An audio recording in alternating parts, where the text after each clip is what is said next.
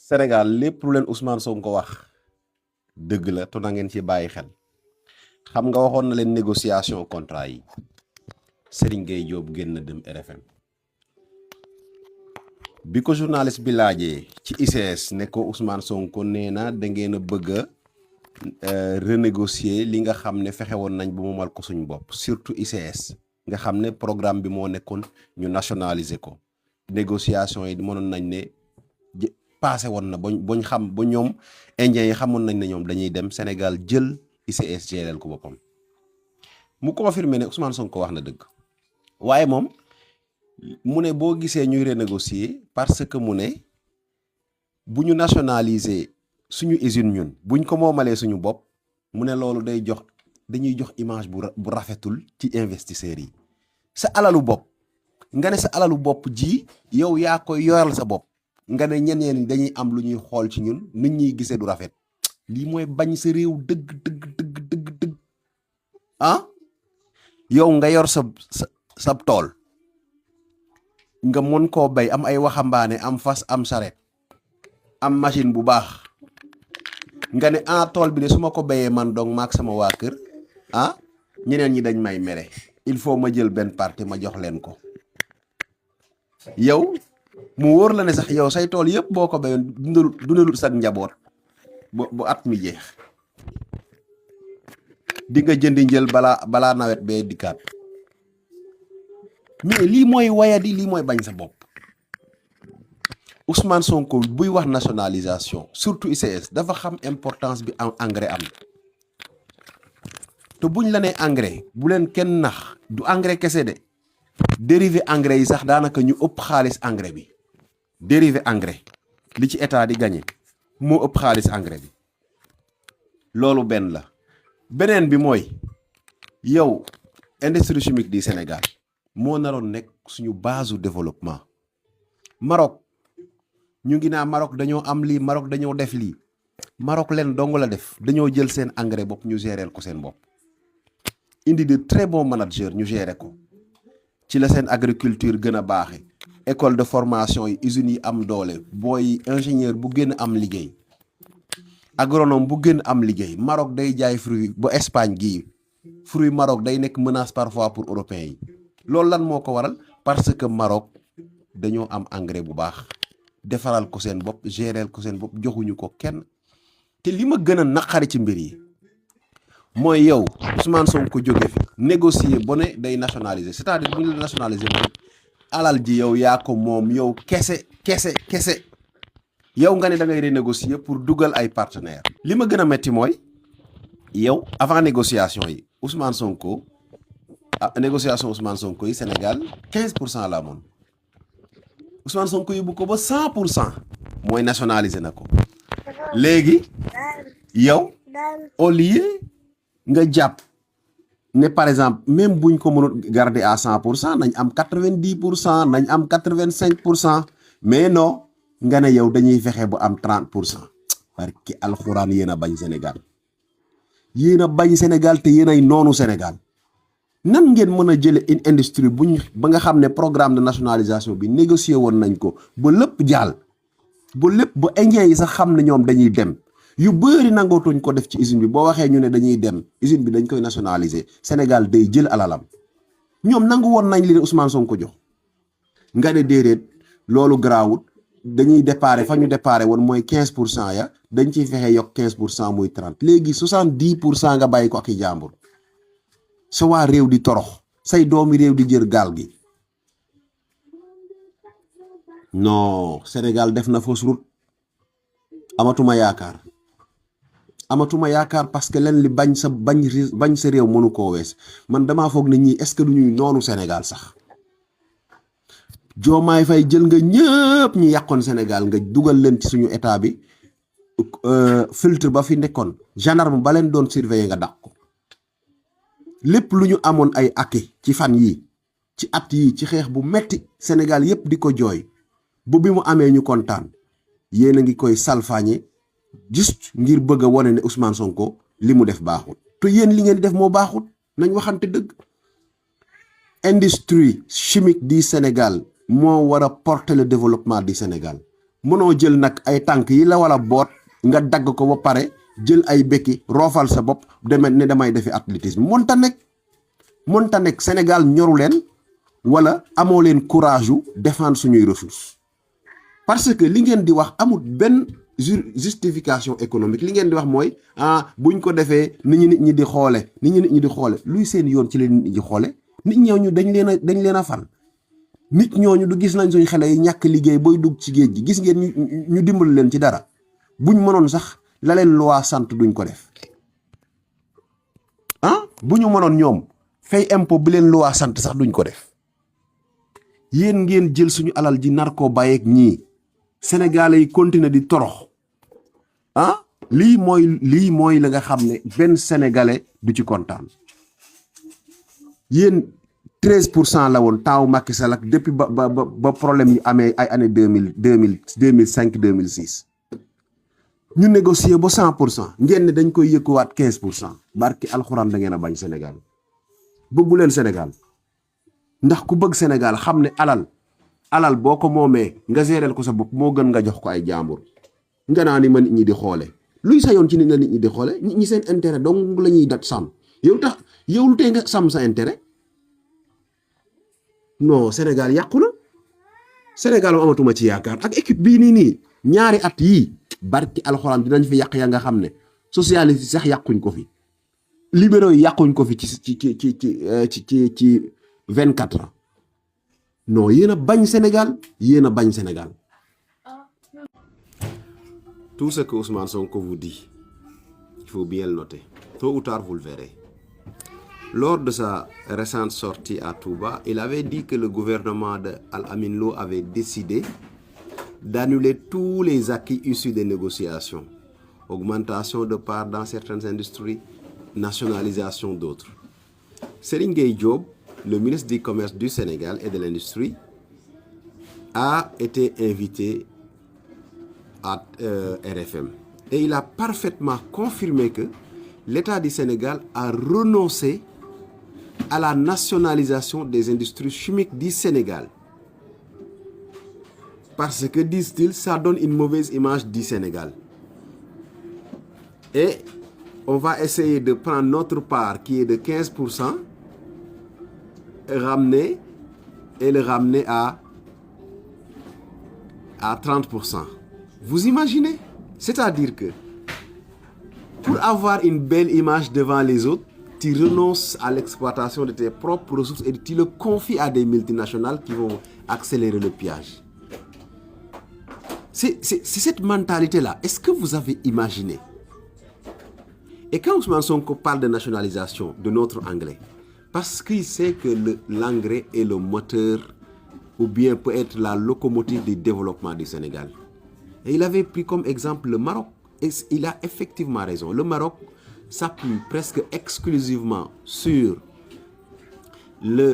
l'industrie des engrais pour bâtir les fondations de son développement. Et c'est à partir de là qu'il a développé des usines, développé l'agriculture, construire des centres de formation et former des ingénieurs et des techniciens capables de manager son agriculture et son industrie. De là, le Maroc décolle. Aujourd'hui, les fruits du Maroc sont vendus partout en Afrique de l'Ouest et en Europe. Mais le levier, le moteur de cette industrie-là, ou de ce rayonnement agricole marocain, un pays à la limite désertique, repose sur la maîtrise de son engrais. Ce que les Sénégalais ne pourront jamais vous pardonner, c'est d'avoir 100%, de dire nous, on renonce à avoir 100%. C'est notre argent, c'est notre bien, c'est notre ressource, mais on ne veut pas les 100%. Là, actuellement, on est à 15%. Les négociations qui nous donnaient 100%, on les annule et on veut juste 30%. Quelle apatridité! Quelle apatridité! Comment vous pouvez expliquer ça aux Sénégalais? Et vous nous parlez pire de climat des affaires. Les Sénégalais s'en foutent du climat des affaires. Ce qui les intéresse, c'est que leurs ressources leur servent à quelque chose. Contrôler 100% de leur engrais. Donner aux paysans de l'engrais. Augmenter la rentabilité. Lutter contre la malnutrition. la sous-alimentation, lutter contre la famine. C'est ça que les Sénégalais veulent. On s'en fout des affaires. Un paysan qui est à Fongolemi, qui a son champ de maïs ou son champ d'arachide, qu'est-ce qu'il a à foutre du climat des affaires? Tout ce qu'il veut, c'est comment faire pour rentabiliser ces 50 hectares d'arachide. C'est ça qui l'intéresse. Vous êtes là dans votre costume, dans votre bureau. Vous êtes dans une illusion totale. Vous êtes déconnecté du monde agricole. Et moi, je vais vous dire, quand on vous parle de l'industrie chimique du Sénégal, ne pensez uniquement à l'engrais. L'engrais n'est qu'un des éléments issus de cette production-là, de cette usine. Un seul. Il y a un ensemble de dérivés stratégiques pour un pays qui sont produits aujourd'hui aux industries chimiques du Sénégal. Mais c'est l'engrais que tout le monde connaît. Donc, aujourd'hui, les Sénégalais ont vraiment mal en entendant le ministre lui-même confirmer que Ousmane Sonko a raison. Parce que nous, on aurait souhaité qu'on dise ouais, non, on ne renégocie pas. On laisse comme ça, on a déjà les acquis, on ne va pas les perdre. Mais le pire est que c'est vous-même qui avez décidé de renoncer. Parce que les partenaires qui contrôlent là, ils avaient déjà préparé leur départ, ils étaient en train de le préparer. Allez demander aux Indiens. À un moment donné, même, ils disaient non, c'est fini, c'est cuit, il n'y a plus rien à faire. On va laisser comme ça, on va reprendre l'usine. Ils avaient accepté la nationalisation. Mais c'est vous-même qui êtes venus renoncer à votre bien. C'est ça que les Sénégalais ne peuvent pas vous pardonner. Ils ne peuvent pas vous pardonner que vous ayez un acquis, durement acquis, hein, qui est aujourd'hui, ce que Ousmane Sonko a réussi. Le monde entier cherche à le réussir. Si l'Afrique est aujourd'hui handicapée, c'est à cause de ça. C'est à cause des personnes comme vous. Ousmane Sonko parvient à éviter ça, à nationaliser. On dit toujours, oui, l'Afrique est pillée par les autres. Lui, il parvient à la nationalité, mais c'est des Africains, même des Sénégalais qui se lèvent pour dire, oui, nous, on n'aime plus la nationalisation. Vraiment, 100% de l'engrais, on ne veut pas. Donnez-nous juste 30%. Les gars, vous imaginez ça? Hein? Vous avez votre entreprise. Votre entreprise a un revenu qui est supérieur, par exemple, à 100 millions. Quelqu'un négocie pour que tous les revenus vous reviennent. Mais vous vous dites, non, je veux juste les 30% du bénéfice. Et le reste, les 70%, vous allez les garder. Mais moi, je serais même un peu, par exemple, moins choqué quand vous me disiez, oui, on n'a pas nationalisé, mais on a 90%, on a 85%, on a 80%. Mais imaginez, vous n'avez même pas la moitié. Même pas la moitié. Même pas la moitié de notre industrie chimique du Sénégal. 70%, vous voulez le donner à des gens. Et le peuple sénégalais va continuer à souffrir comme ça. Vous détestez le Sénégal. Vous n'aimez pas le Sénégal. Quelqu'un qui aime le Sénégal ne peut pas prendre une telle décision, lourde de conséquences. Franchement, vous n'aimez pas le Sénégal. Et cette décision est une preuve absolue que vous n'aimez pas le Sénégal. Parce que si vous aviez aimé le Sénégal, vous n'auriez pas pris même pas pensé à ça.